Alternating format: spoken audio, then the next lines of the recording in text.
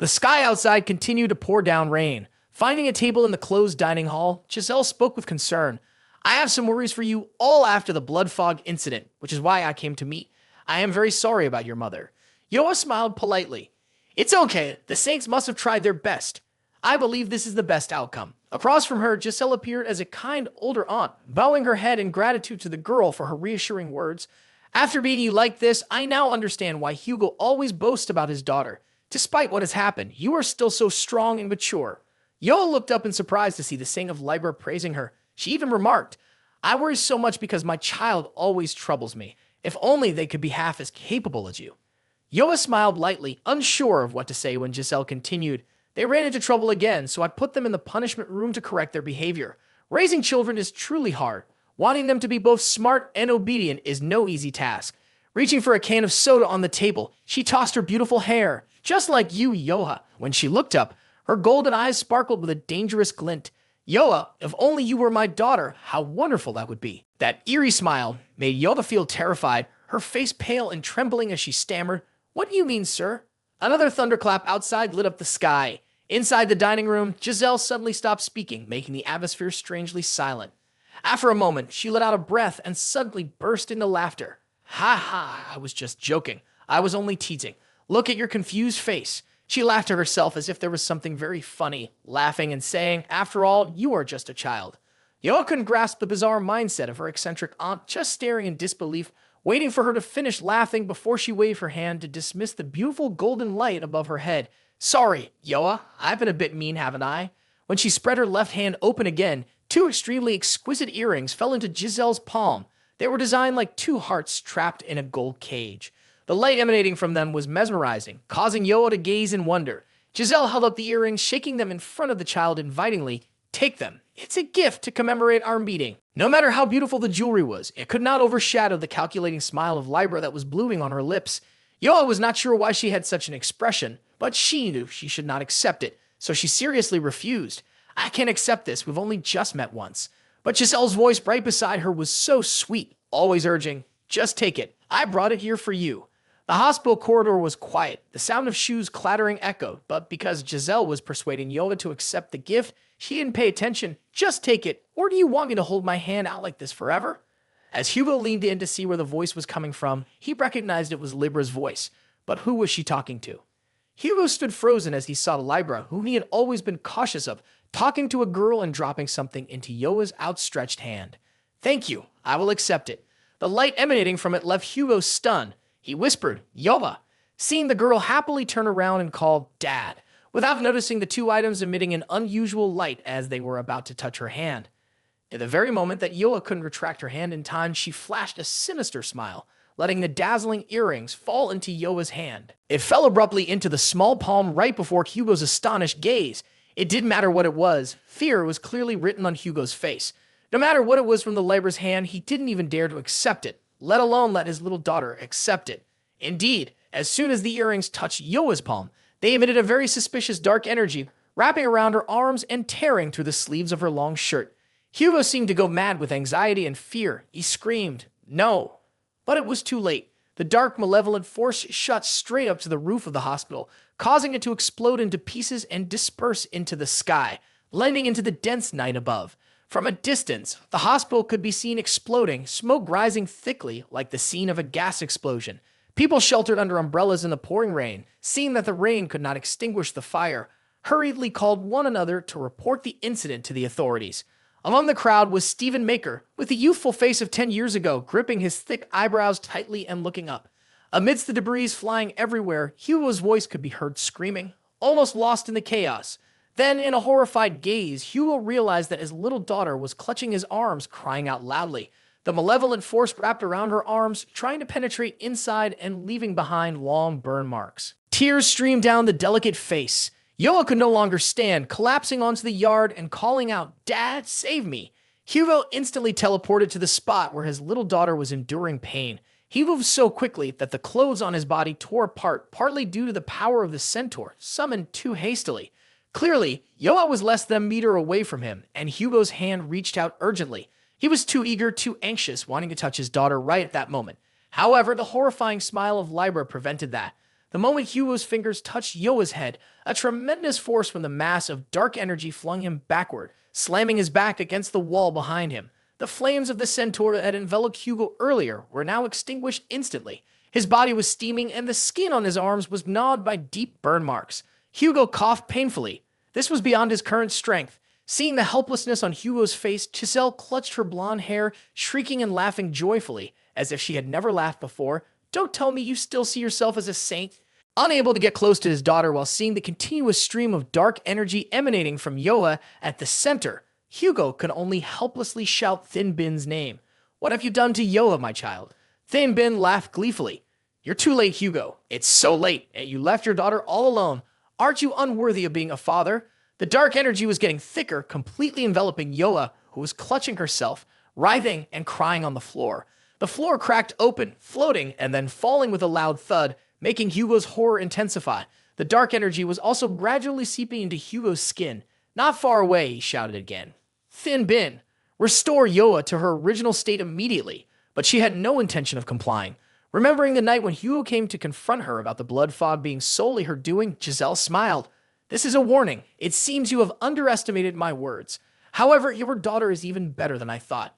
Even if she gets swallowed by the dark energy, it's no big deal. She can still endure it. Though Yoa was resisting, all of her strength was draining away. She was kneeling on the floor, crying out in pain, while Giselle's voice remained filled with delight. Anyway, she'll soon be devoured by that energy. Oh no, Hugo, it seems the only way to save your daughter is to bring her to my domain. The pain seeped into Hugo's flesh, along with helplessness and anger. Finally, he let out a roar. Don't act like you have no other choice when you're the one who makes everything turn out this way every time. Seeing Hugo in more pain and anger, Giselle felt even more pleased and delighted. She put her finger to her lips and pretended to sob. Centaur, when you're in the hospital, you should keep quiet. If you don't want to hand Yoav over to me like this, why don't you just become my subordinate? Covered in blood, Hugo stared at her in disbelief. Giselle's voice continued to ring in his ears. Discard any remaining ties you have to that dead name, Legion, and submit to me. I know your worth. I value you more than all the other saints. If you follow me, I will restore your lost power and help you regain your status as a saint. Doesn't that sound good? Forget that dead name. Biting his lower lip until it bled profusely, the bloodshot gleam in Hugo's eyes revealed his realization. Turns out she had planned this all along, didn't she? The cruel smile of Libra widened. Her hand gestured invitingly. Hey, Hugo, you have to make a choice again. Will you hand the girl over to me or join me? At that moment, Yoa's tiny hand reached out and grabbed the ankle of the noble shoe belonging to Libra. Using the dark energy that was invading her body, the girl wanted to transfer it into Giselle's body. Struggling to crawl on the ground and fight against the pain, Yoa still raised her head, trying to speak clearly. Don't bully my dad. The girl tightened her grip even more, the dark energy from her body coiling around Libra's leg increasingly. She began to feel the ground beneath her feet shaking and crumbling away. Although surprised, Libra felt even more delighted. This little girl is really cute. She dares to use the power of the dark deity to resist me. Her hand transformed into the scales of Libra. Her voice was laced with a warning. Yoa, what did I say to you earlier? I like children who are both talented and obedient. Cross-shaped pendant flashed with light directed at Yoa, who was writhing at her feet. Libra's voice became threatening. It seems that before taking you with me, I need to teach you how to be obedient first. Hugo couldn't allow her to do that. His entire body ignited with blazing flames. Even if he were to be burned alive, he had to rush in to stop Libra from laying hands on his daughter. Unexpectedly, a deep voice suddenly rang out, causing both individuals to recognize it as somewhat familiar. The wall of the hospital was struck by a tremendous force from the outside, forcing Thin Bin to move away from the child for a moment due to the overwhelming power of the thunder.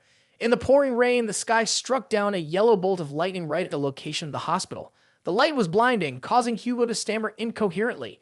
Isn't this the battlefield for the victory skill of Saint Lion? Looking back, he saw his little daughter at the center of a ball of thunder. The dark energy surrounding the sphere was also trapped within it. The electricity crackled, but it seemed that Yoa was unharmed. Looking up, Giselle was also perplexed. The skill is here, but where is the person? The activation of the skill indicates that he must be very close. Indeed, Stephen walked in and spoke in a nonchalant tone.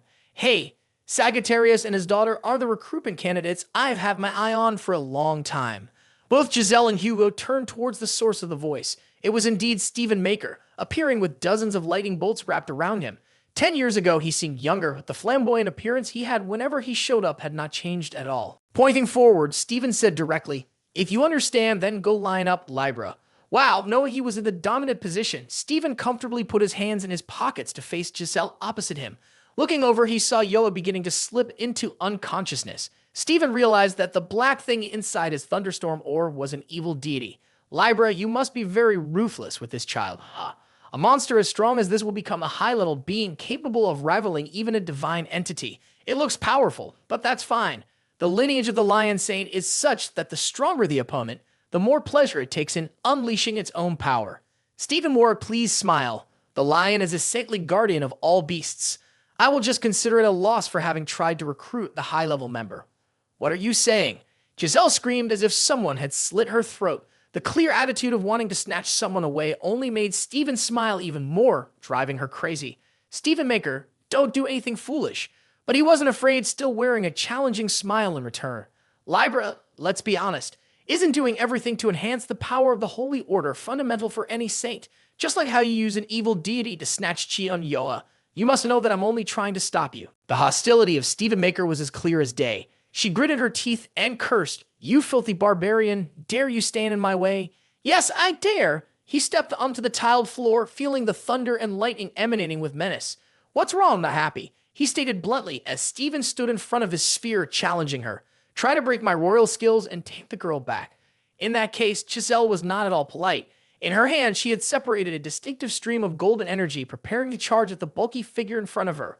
Below the hospital, amidst the rain, people were calling the police, chaos erupting as they ran back and forth. The authorities warned, this area has been cordoned off, the building could collapse at any moment, so it's very dangerous.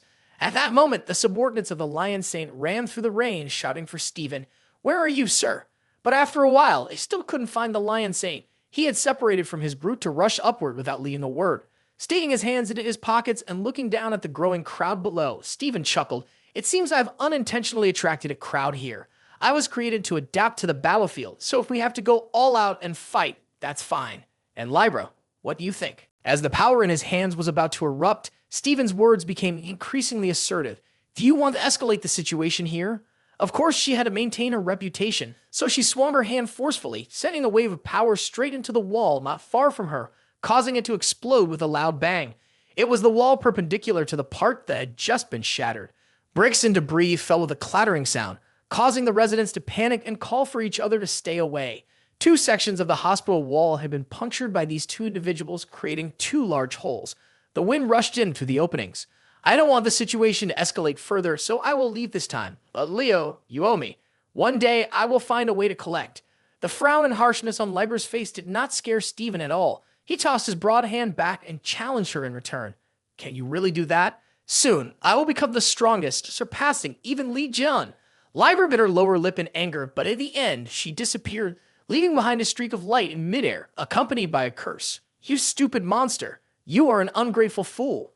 She vanished, and suddenly everything became completely silent. Stephen exhaled a sigh, muttering, "What a bore," then snapped his fingers at the centaur standing behind him. "No need to thank me," before anyone could say anything more. Chasing Libra away doesn't mean that Hugo will feel happy. His eyebrows furrowed as he asked Stephen, "What are you doing here?"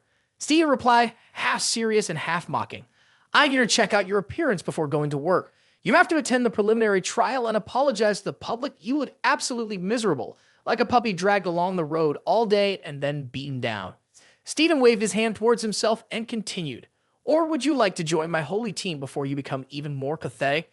If I still have one supporter for Li Jun, then I might have a chance to outdo Li Jun." Hugo was too familiar with this line. He nodded but did not agree. Everyone said that. "Thanks for your help, but right now I can't afford to think about this. Now let Yoa go." Suddenly, Hugo heard a refusal in his ear. "I can't do that." He thought Stephen had bad intentions for his daughter and shouted angrily, "What are you planning to do?" But on the opposite side, Stephen was very serious. "Your daughter is being possessed by a dark god. If she is let go now, the consequences would be unimaginable. She will become a target for Libra or lose her life due to the uncontrollable energy." Seeing Yoa sleeping soundly inside the spear, Stephen asked the crucial question. "I'm asking you seriously, do you have the ability to protect her in her current state?" Although he didn't reply, Hugo's unwilling expression and trembling body said it all. Everyone knew that Hugo had lost his power, so the answer was obviously no. Stephen spoke bluntly. "When you are powerless, the truth is you can't decide anything at all. The dark god has entered your daughter's body, and it seems to be a monster. I told you about the characteristics of my holy order, didn't I? Although I can't eliminate it or tame it, I can suppress it so it can't wreak havoc. Stephen raised his hand to dispel this thunderstorm sphere. Yoa floated in the air as the pieces of the sphere gradually faded away with the wind.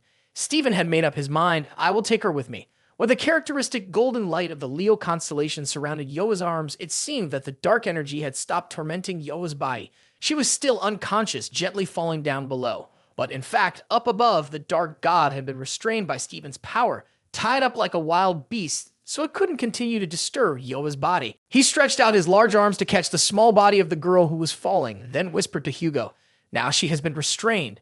Knowing he couldn't argue, Hugo asked the lion from behind, "Why did you make yourself an opponent of Libra?" Stephen replied, still maintaining a calm demeanor, "Because I can't recruit you. I'm simply recruiting your promising daughter." That was actually just the reason Stephen had just come up with. The real reason was that when the battle at Devil Tower had just ended, he still vividly remembered Hugo's curses. At that time, Hugo was pinned to the floor, struggling and shouting loudly, "You are all trash. How could you leave Li Jun in the tower and go outside on your own? If you could get the Einek, you should at least collect Li Jun's corpse." At that moment, Stephen was on the podium. His eyes glanced at Hugo thrashing below, who was eventually dragged out. Still, Hugo was furious and shouted, "After everything you did, do you still dare to tarnish Li Jun's honor? How can you still be worthy of being saints?" Each of those curses pierced straight into Stephen's heart, making him feel an immense guilt. That was also one of the reasons Stephen appeared here at this moment. Looking at the child in his arms, he whispered, "My conscience is a bit troubled." When reminded of the past, Stephen's stream of memories came to an end. Yoa also spoke more softly to Saint Lion. "I will always be grateful for what you have done for me, but while I was at the Lion Club, I couldn't grow." Clenching his fist, Yoa now had only one thought in his heart. If I want to help Uncle Li Jun, I need to become even stronger. So Yoa was here to speak directly to Stephen. I need to train in a different way and become completely strong. Stephen did not turn around, his voice sounding more somber than usual. "All right. For the past 10 years, I thought I had done my best as your guardian." Suddenly, two large hands cradled his face, and Stephen's voice sounded unusually choked. "By the way, about you secretly meeting Saint Scorpion because of your arm, I have kept that quiet." Seeing him trembling, a tear rolled down his cheek. Stephen's voice at this moment sounded truly pitiful. "If after all this, you still want to leave, then it's because I haven't done well enough. It's inevitable. Even after you leave this place, I hope you will live happily." Yoa was astonished. Why is he acting like that? Is he really crying? Yoa's face was pale, and she was about to step forward to advise him a few words. Suddenly, the door was pushed open forcefully from the outside. The large figure of Oliver came in, shouting loudly, "Shion Yoha, I've heard everything." "Fine, I don't care. I've never liked you. You always have those childish activities like some kind of saint team." Yoa was too accustomed to this guy's insults. She just sighed and ignored him. "Say whatever you want. Get out of my way, and don't think about coming back." Before she could insult him further, Stephen turned back abruptly and shouted directly at him, "You fool. The girl has already fallen for my acting skills. Why are you trying to get rid of her?" At that moment, the eye drop bottle in Stephen's hand let Yoa immediately know it was this uncle's dirty trick. But Oliver wouldn't back down, fiercely questioning, "Do you really want to keep this arrogant girl here? She'd openly said she would quit, and she's following Li Jun too. What then?" Stephen still considered Yoa as his vice president and insisted on keeping someone like her. In a fit of rage, Oliver asked, "So what if I choose to quit?" Stephen couldn't understand why Oliver would do that, but since he insisted on a response, he concluded, "Fine, fine. If you want to leave, then go ahead." The reply hit like a bolt from the blue, leaving Oliver wide-eyed, aware he had misspoken but unable to take it back. Stephen shouted loudly, "What are you surprised about? I'm just angry, that's all." Seeing Oliver trembling in defiance, he gritted his teeth and said, "I get it. You don't care whether a lowly SS like me stays or goes, but you want to keep Shion Yoha, the S rank here, right?" Steve responded, "That's not it." But rage took over Oliver and he yelled, "Both the vice captain and the saint regard the saint team as a joke. Who would think that the saint, the one representing the values of the saint team, would blatantly ignore the truth that the strongest survive?" A beam of light enveloped Oliver. His entire body radiated a surge of power, filled with the aura of Libra. Stephen furrowed his brows, staring in disbelief. "Is that the energy of Libra? Oliver, what have you done?"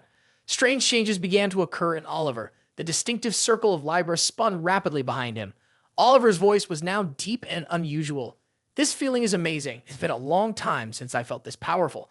I will teach you all a lesson, show you what the power of the Leo constellation is all about." Stephen hastily raised his voice to stop. "Oliver, stop!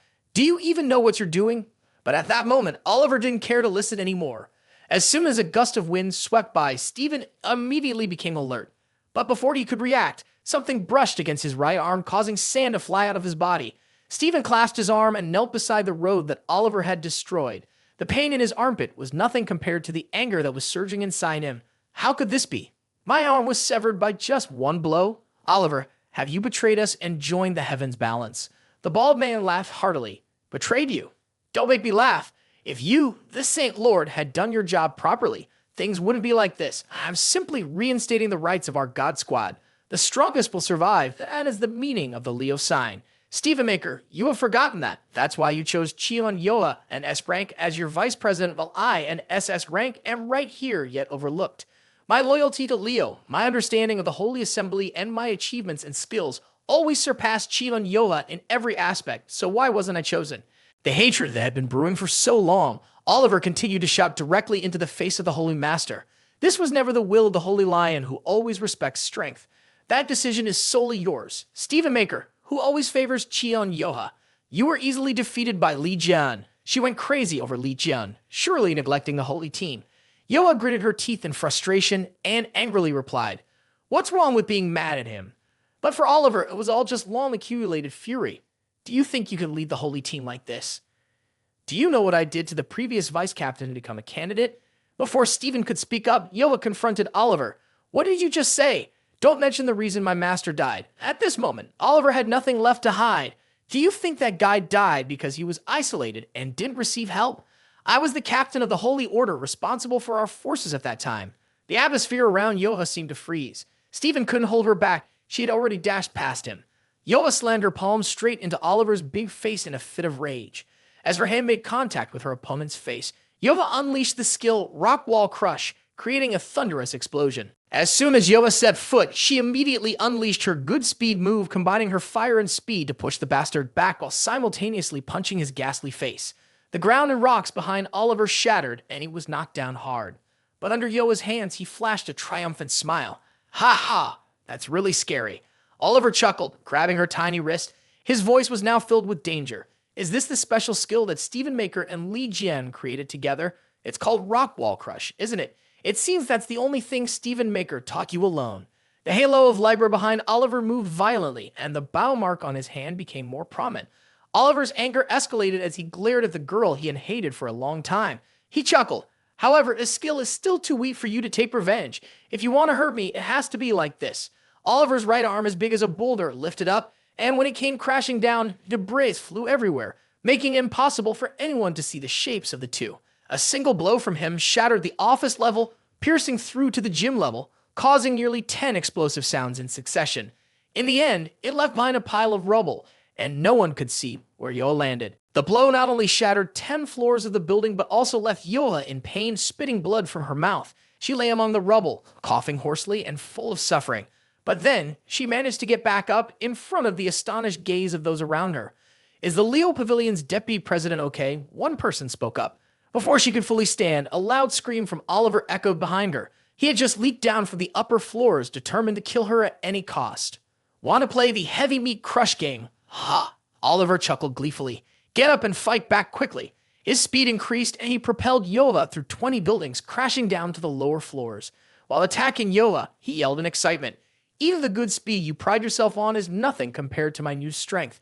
You're not even worthy to be my opponent. If you don't want to die, then release the monster that has been sleeping in your hands. Oliver continued to punch and kick as both of them traversed dozens of floors of the building. It was unclear how long it had been. He continued to threaten her. If you don't fight back, you'll keep taking hits like this. He kept punching Yoa while she could only use her hands and feet to block his attacks. The towering Leo Pavilion echoed with loud crashes and then finally exploded in the middle, sending the crowd below into a panic as they scattered. Not stopping there, the beam of power that Oliver created ultimately ended on the ground floor of the Lion Building. It was also the moment when the weapon that Li Jian made for his nephew emitted a strange aura, accompanied by a buzzing sound as if the wind was blowing through. He squeezed the second kin in his hand, examined the indication of that weapon, and smiled. The energy source within it is abundant, even though I just finished it not long ago. Wow, it's time to give Yoa this weapon. At the Ophiuchus Sanctuary, the workshop on the Hawaiian archipelago was still engulfed in roaring flames. Jin glanced at his friend's wife behind him and called out, Jiwoo, I will assign you your first mission as a secretary. Both she and her husband looked at Li Jian in confusion, but quickly grasped the situation when he said, Yoha needs your assistance. Facing Oliver in front of him was also the moment Yoha and he were at the subway tracks deep underground. Oliver stomped forward, thoroughly enjoying the power disparity between himself and Yoha. Every time Oliver's rage surged, the image of the scale behind him shone a little brighter. He looked down at Yoha with a proud expression. You and Stephen Maker have enjoyed that quite a lot, haven't you? Yoha remained steadfast in her stance, looking at Oliver's imposing appearance and responding back. Are you causing this trouble just because you crave the deputy position? Are you this excited just for becoming a bit stronger? Oliver disagreed. Are you blind to say a bit? I severed the hand of Stephen Maker, a man who is as tough as iron, with just one blow. My strength is on par with a saint. I am the strongest.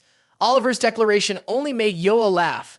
Strongest, huh? You say you're the strongest, but what have you actually done? Aside from pushing Master into a trap and secretly chopping off Stephen Maker's hand, you haven't accomplished anything. I'm just a greatest. Where are you the strongest?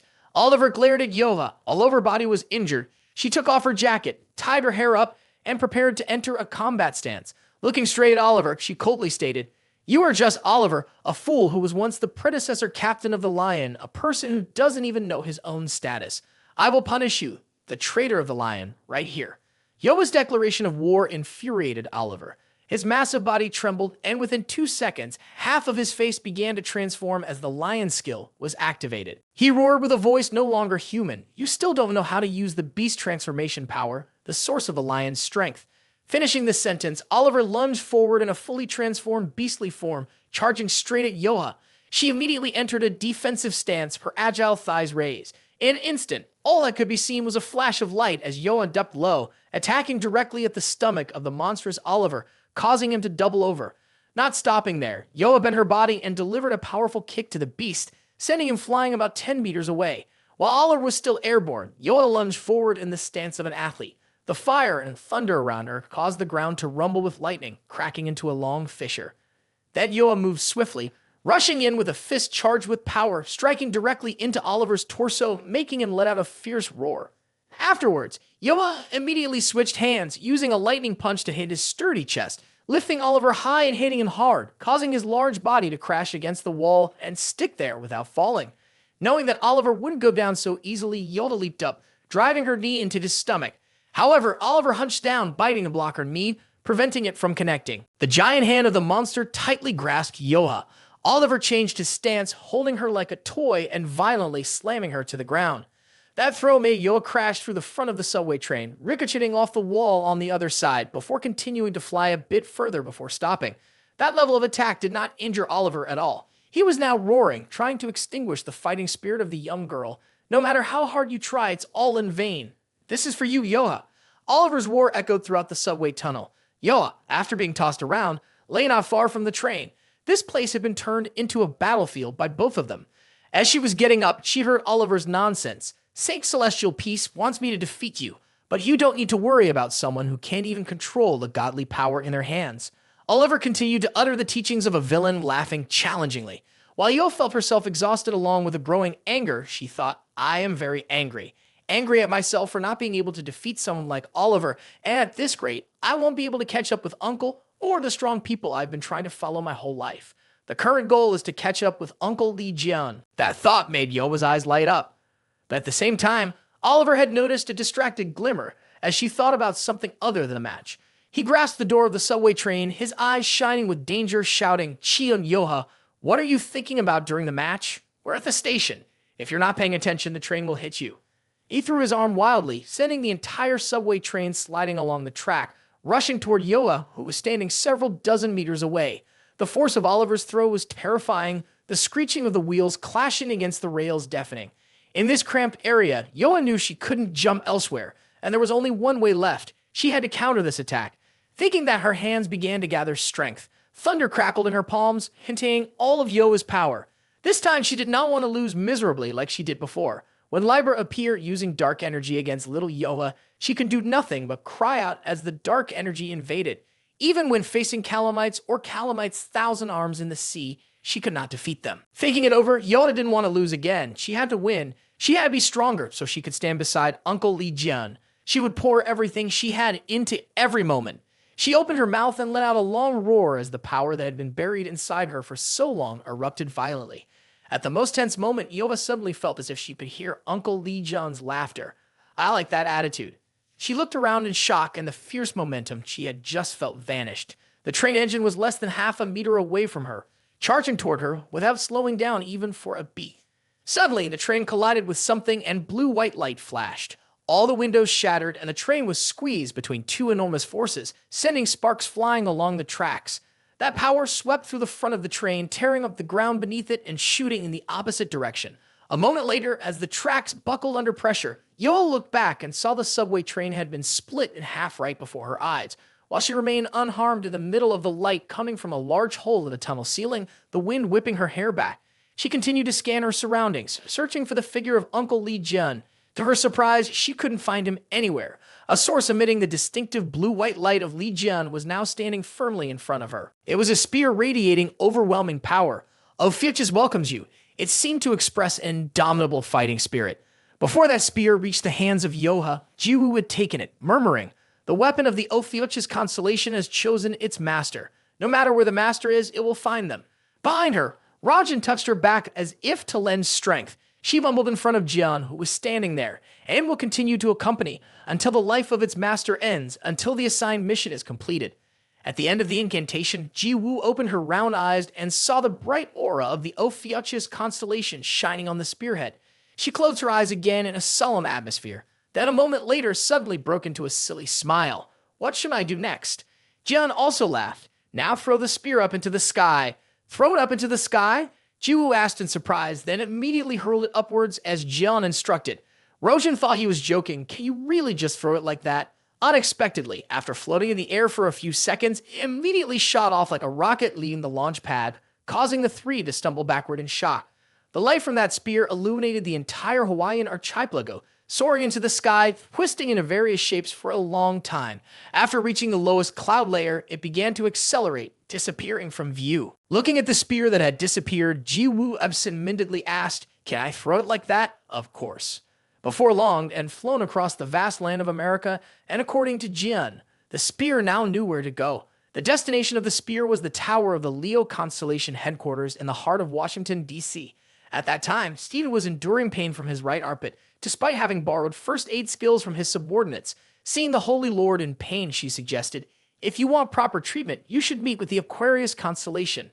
But Stephen refused, saying, "How humiliating! How could I let others know?" Just then, a beam of light from the spear shot past the torn wall, causing everyone to turn and look.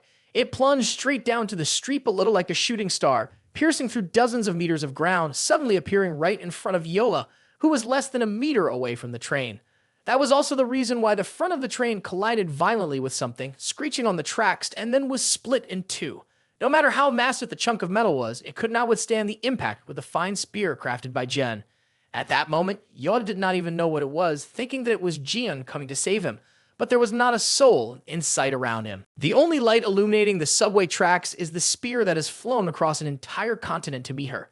Its aura is vibrant, sending a warm greeting from the owner of the Ophiuchus constellation. Before Yoa could comprehend what was happening, the tip of the spear automatically lifted off the ground, placing the handle into Yoa's hands. It informed her, "To join the Ophiuchus constellation, you must prove your worth. You wish to be granted immortal power and to vanquish all enemies before you?" Yoa's sweaty fist tightly grasped the spear's handle, her face clearly showing joy. Immediately, she agreed to the mission she had just been entrusted with. Instantly, the brilliant light of the Ophiuchus constellation erupted with a bang, surrounding Yoa and granting her extraordinary power. From Oliver's position, he could only see her figure flickering within that blazing light. He did not know what was happening, but felt something threatening him, so he charged forward, his feet thundering on the ground. It seemed she had been fortunate enough to destroy the train, but that would not change the events about to unfold. Using his muscular build, Oliver roared like a fierce beast charging towards Yoa. "Now, once and for all, I will end her." At this moment, Yoa was no longer afraid. The spear in her hand was enveloped by the power of thunder and fire, its surface changing to a distinct color. Her bare feet touched the ground, and Yoa decisively unleashed the blazing lotus skill, as if summoning a multitude of intertwined lotus flowers striking directly at the beast's abdomen. Oliver's thick skin blocked it, and he laughed heartily, saying, "Didn't I tell you that your power no longer has any effect?" Yoa was not willing to accept this, gritting her teeth and channeling all her strength into the spear. Immediately, Yoa saw the notification. The energy of the Ophiuchus bow was transferring into the red lightning. That was when her hand overflowed with the power of the Ophiuchus. She could clearly hear the spear crying out, "Hit that bastard with your iron fist." Yoa tried once more. This time, the skill she unleashed was Disaster Lotus Calamites, emitting incredibly intense blue light that made the ground beneath the lion's headquarters tremble with every movement. As a result, the building also experienced continuous tremors. Stephen paid no attention to the awkward position of his arm. He braced himself with his hand looking down below, wanting to know what was happening. Then a loud rumbling sound echoed.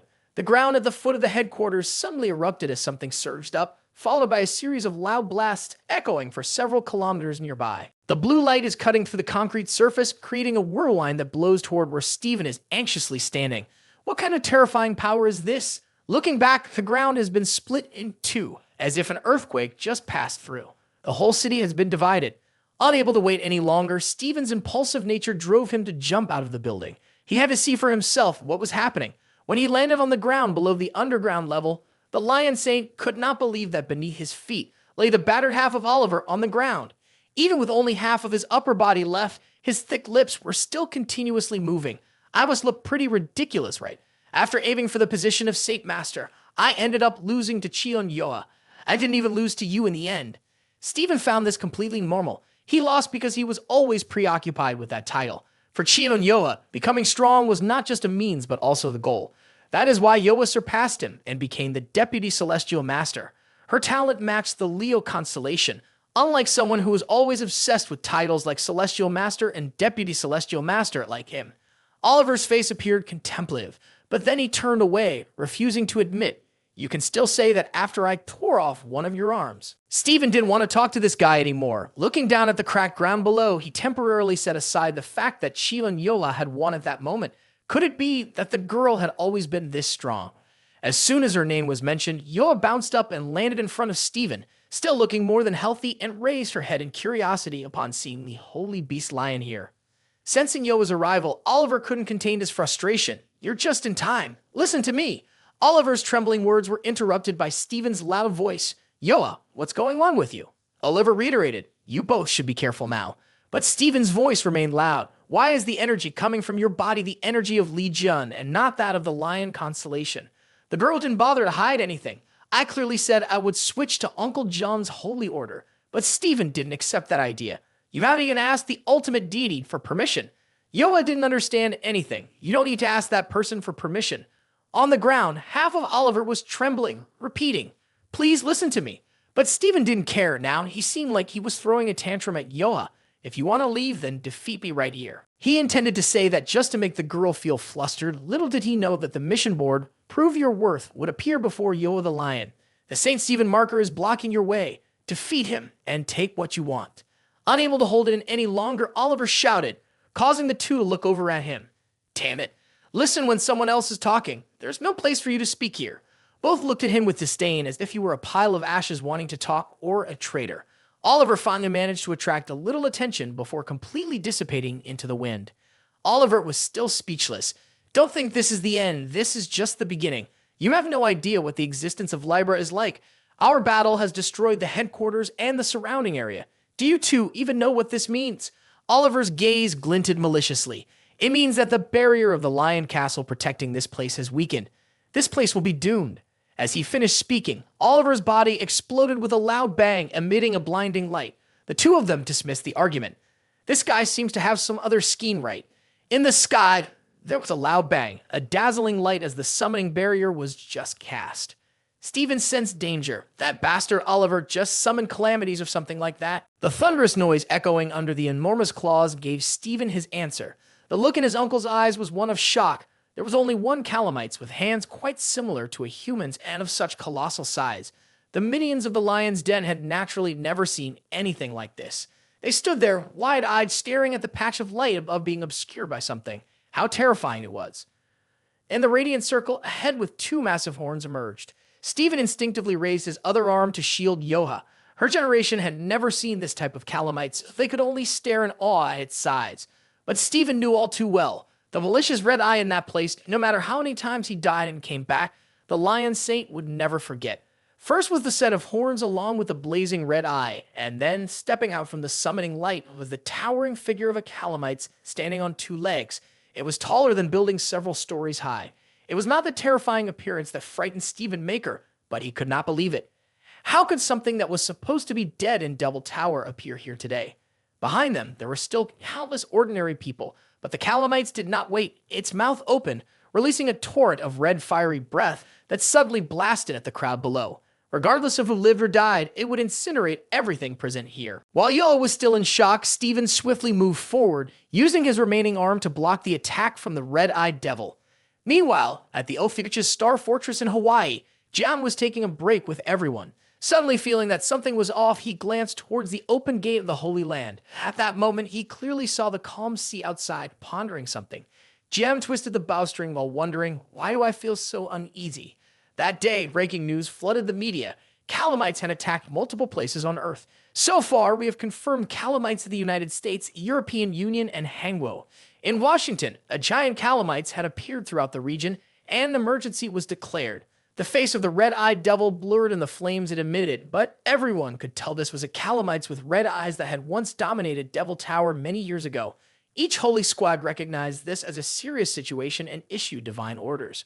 The Libra constellation held the first press conference, announcing that they would lead the effort to stop the Calamites.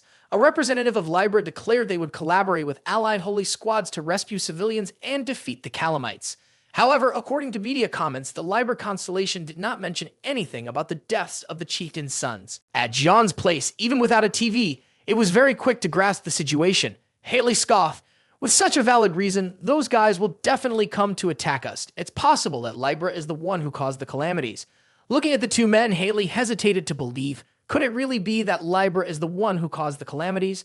But thinking about how they managed to mobilize even the red-eyed devil, to be honest, it's a bit hard to believe. Hugo muttered, "Didn't Li Jun kill it in the Devil Tower?" After that, the other saints also brought the head of the red-eyed devil out. Glancing at Haley, Jun asked, "What did everyone do with the head of the red-eyed devil afterward?" She closed her eyes to recall that the saints had clashed over the ownership of the head because Sagittarius had cut off communication with the other saints after the raid on the Devil Tower. Therefore, Hugo didn't know what had happened. In the end, we decided to seal it and bury it in the deep sea. Suddenly, she looked up, remembering that it was Libra's suggestion. It sounded unbelievable, but it seemed that which Libra had retrieved the head. Gian sighed, "Another piece of trash that needs to be cleaned up. I guess we have a general idea now." Looking at the ferocious face of the red-eyed devil in the city of America, he was annoyed and wanted to give this bastard a beating, while also needing to confirm whether this was indeed the head of the red-eyed devil that John had killed earlier. Suddenly, he called out, "Hey, Scorpion," causing Haley to blush, then leaned closer to her and asked nonchalantly, "Our enemy may invade this place, so I want you to prepare security systems for your sanctuary. After all, things like barriers or traps are your specialty." In front of him was Gion's calculating smile. "You are the only one I can rely on for this task." But Haley did recognize the cunning in that smile. Her heart pounded. She felt this guy was too close to her and didn't know what to do. The maliciousness in John's eyes sparkled in Haley's love-struck gaze with a dependent smile. "Will you help me?" So the girl was left speechless. The love demon surrounding her was shooting thousands of arrows of infatuation at her. Blushing, Haley giggled awkwardly a few times and dashed out of the wooden crates she had just delivered. "Leave it to me. Even if I have to uproot the pillars in my sanctuary, I will ensure everything here is perfect." Servant was deeply frustrated by Haley's relentless obsession with handsome men, quickly speaking up, "Princess, please reconsider your decision. At this rate, our sanctuary will go bankrupt. What else is there to worry about?" Haley shot back, "Li Jun asked me for help. He said I am the only one he can trust." In Haley's reasoning, Li Jun had asked her to enhance security for the sanctuary. To enhance security, a lot of Scorpio spirits would be needed. This meant she had to bring the Scorpio spirits along. Moving items to the Ophiuch's sanctuary meant they would live together. In Haley's clouded mind, a question loomed that prevented her from thinking clearly. Isn't that basically a proposal? Serkins sighed, "No, you're overthinking it." Haley immediately snapped at him, "You're being too loud. Don't get in my way." Ignoring her outburst, Jian turned to call out, "Oh, Tiksu, what about you?" He crossed his arms, wanting to team up with his friend to defeat the red-eyed devil. To his surprise, Jian said, "No, I want you to go to Hangul immediately." "What?" My daughter Yoa is in the US. I have to go there. He showed his friend the image of Yoa made from the aura of the Ophiuchus constellation. Smiling, Jian said, "Don't worry, I can still feel the energy of the girl. I will take good care of Yoa, so don't be concerned about your daughter. Just come to Hangwo." He spoke seriously, because if the Libra constellation played tricks there, it would be hard for your holy troop to handle them on their own. In Seoul, Hangwo is currently shrouded in huge columns of smoke that seem to cover the entire sky, as the Calamites have appeared in overwhelming numbers. The elite force of Sagittarius, led by Gart and J1, continuously shot arrows at them to protect the defensive line, but could not hide their panic. Where the hell are these bastards coming from?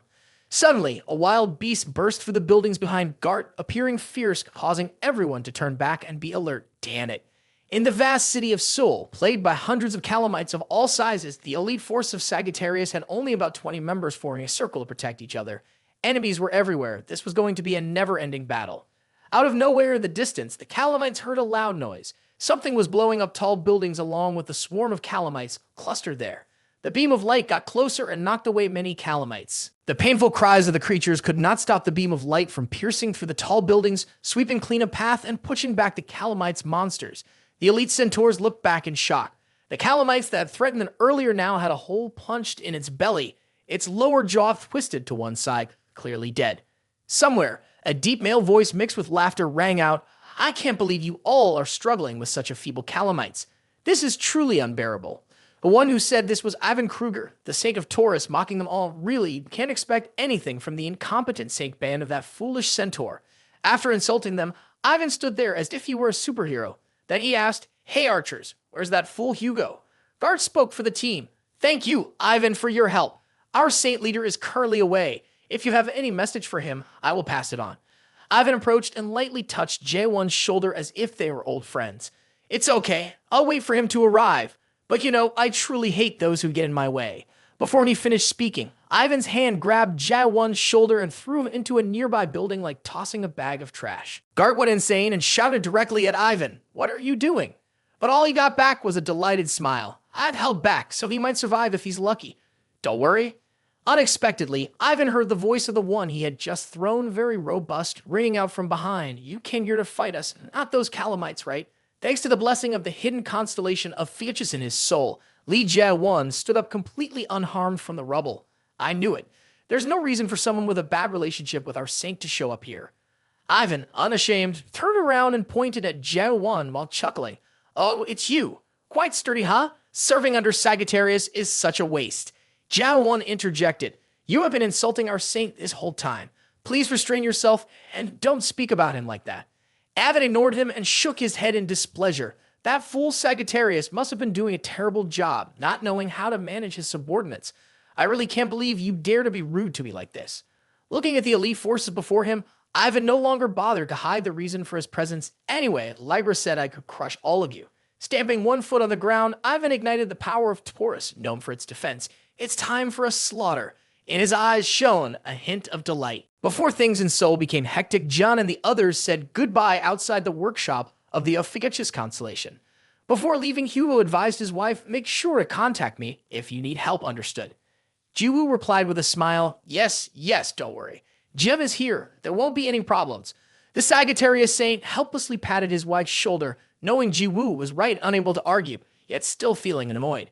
After all, this was nothing new. Hugo used his exclusive authority as a saint to return to the sanctuary, hovering above, bidding farewell to his wife. Jiwoo asked her husband, "Please send my regards to Sung Jiao and everyone." Jian took the opportunity to remind Hugo, "Go take care of the situation in Hangwo. I'll head there right away. After defeating the red-eyed devil, I'll text you about the bow that Tak Su requested when it's done." "Okay, buddy," Hugo said before shooting up into the sky, disappearing like a shooting star.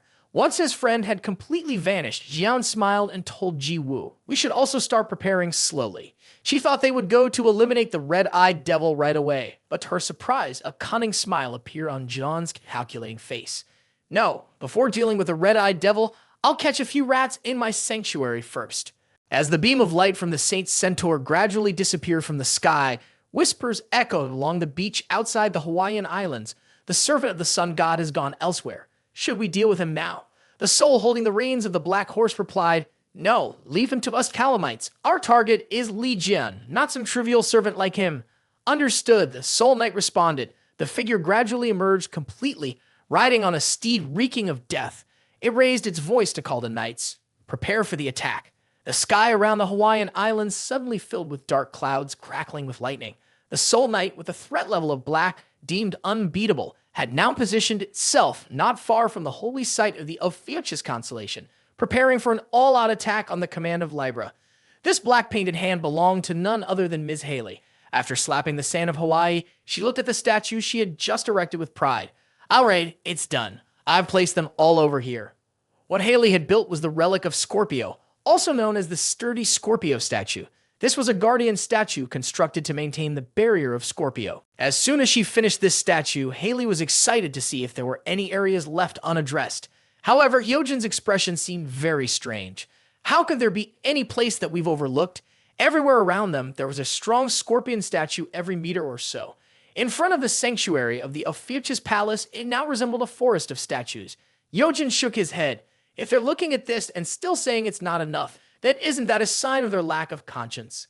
But for Haley, this was still not enough to put her crush at ease. The Scorpion Saint uttered a sound. We need to cover the entire island with relics to feel secure. Poor servant and Hyojin, if this continues, the Scorpion Sanctuary will surely go bankrupt. But that didn't worry Haley at all.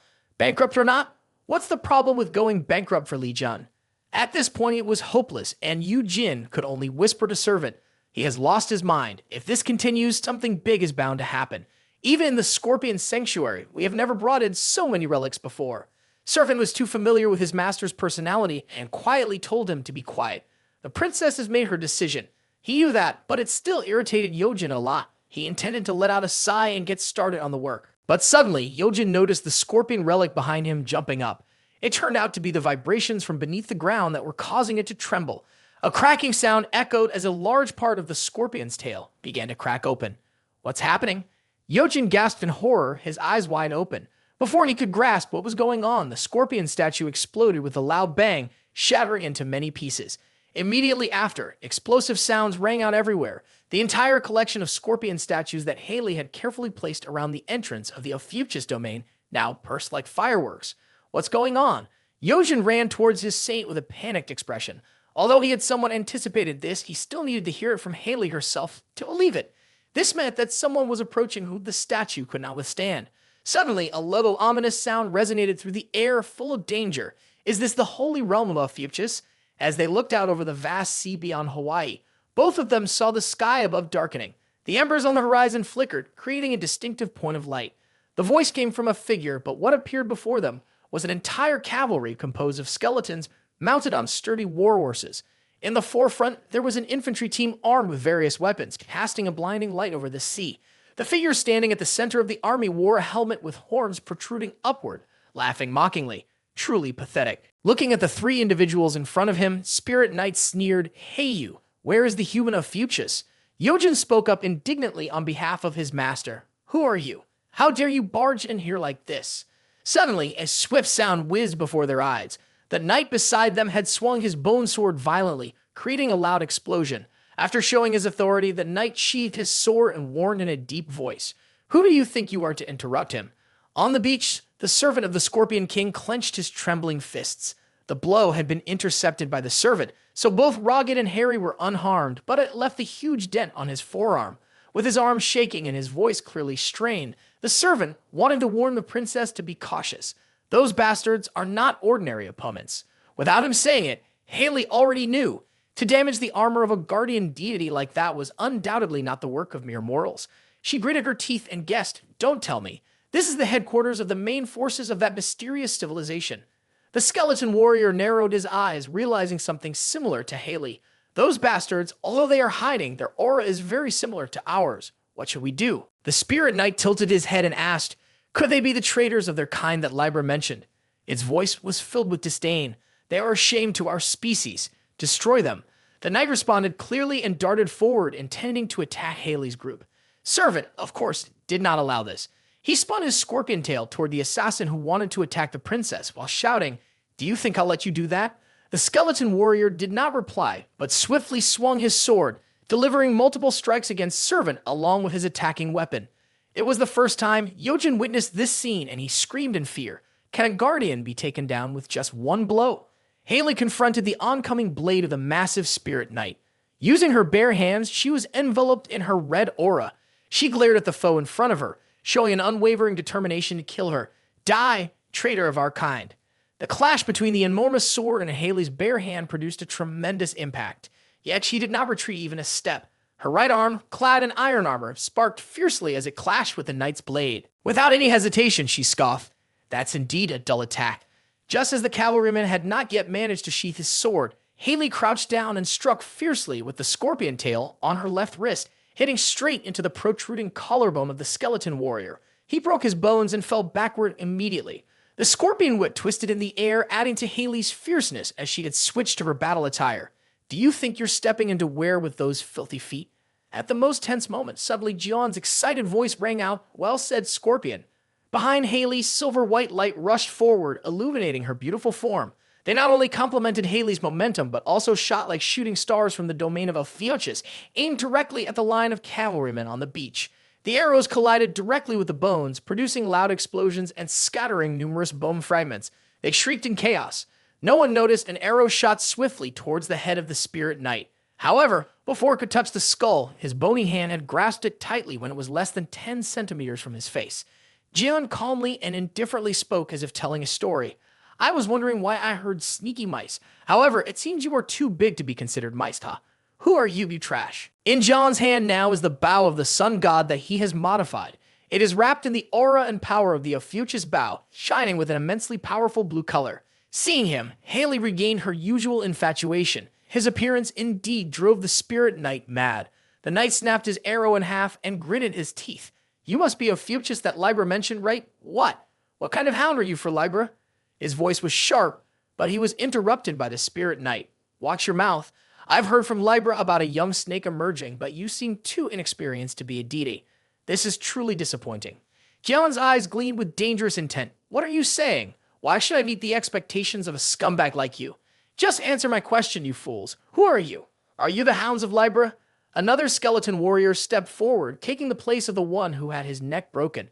He aggressively placed his hand on his sword and shouted directly at Jeon. Shut up! How dare you mock us while he is speaking? He hadn't finished his sentence when an arrow from Jeon shot straight into his forehead, piercing his skull immediately. After that, Jeon showed his annoyance. Get out of here, kid. How dare you interrupt while I'm talking? Seeing the arrow embedded in the forehead of his subordinate, causing him to die instantly, the spirit knight thought to himself, this Ophiuchus. At first, I only thought he was a reckless fool. Now I understand why Libra had to be cautious of him. Even if the arrow attack was a surprise, he could still shoot through elite knights in one go. That means this guy is not some trash. Thinking this, a weapon of solid black appeared instantly in the spirit knight's hand. His eyes shone brightly as he straightforwardly asked, Hey, you bastard, what is your name? He boldly replied with 2 words, Li Jeon. Immediately, the sinister gaze of the spirit knight lit up, his soul gleaming as if identifying a target for slaughter. He said, All right, Li Jeon of Ophiuchus. I apologize for underestimating you. We are the Soul Knights under the command of the great Vanguard General from an army of the mysterious civilization known as the Baron Helmet. Our mission is to eradicate all ignorant humanity that worships false deities. We will eliminate you, Li Jeon, the one who dares to stand in our way. The eyes of the spirit knight blazed with a green flame. Following the direction of the sword, he swung. The entire army of skeleton warriors rushed to attack towards Hawaii. Without needing help from Haley or Yojin, Javan stood there nonchalantly waiting for the attack while mumbling. You guys must be used to the flowery talk when creating calamities like this, right? I guess I've been underestimated, hadn't I? A fierce hatred appeared between Li Jeon's tightly furrowed brows. He said, Exclude and eliminate what? Are you kidding me? I'll show you where you stand. A declaration of war rang out. Jeon was ready to confront the entire army of spirit knights charging towards him.